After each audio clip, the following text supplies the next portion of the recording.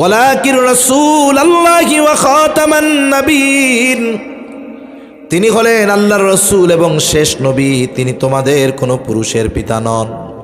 এই জন্য যারা বলে মুহাম্মদ সাল্লাল্লাহু আলাইহি ওয়াসাল্লাম পুত্রবধূকে বিবাহ করেছে, বলেন তো এই বিবাহ করার নির্দেশ দিয়েছেন কে?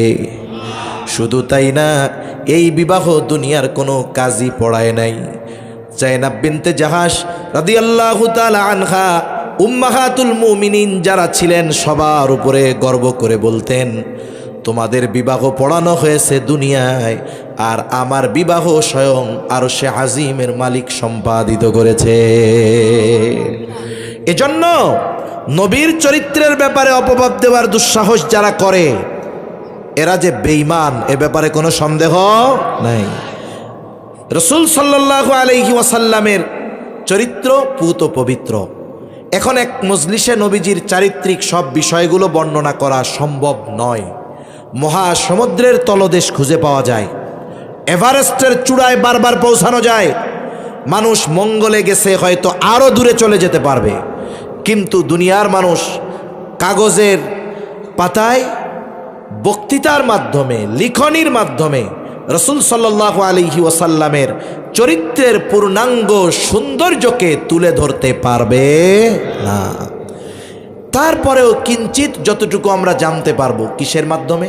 ওলামায়ে কেরামের আলোচনার মাধ্যমে, সাথে সাথে নবীজির সিরাত পাঠের মাধ্যমে।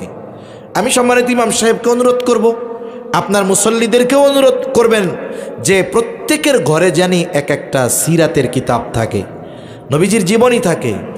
এক খণ্ডের হোক আপনি নবীজিকে একটু পড়েন, পাঠচক্র করেন। ইয়াং যুবক ভাই যারা আছেন, আদর্শের উপরে গড়ে উঠতে যদি হয়, আপনি মসজিদে সপ্তাহে একদিন হোক, ডেলি একদিন হোক, একটা পাঠচক্র করেন। আধা ঘন্টা সময় নবীজির সিরাত থেকে পাঠ হবে। এই এক সপ্তাহে ওই যেই অংশ পাঠ হবে ওর উপরে নিজেদেরকে আমলে পরিণত করার চেষ্টা করা হবে।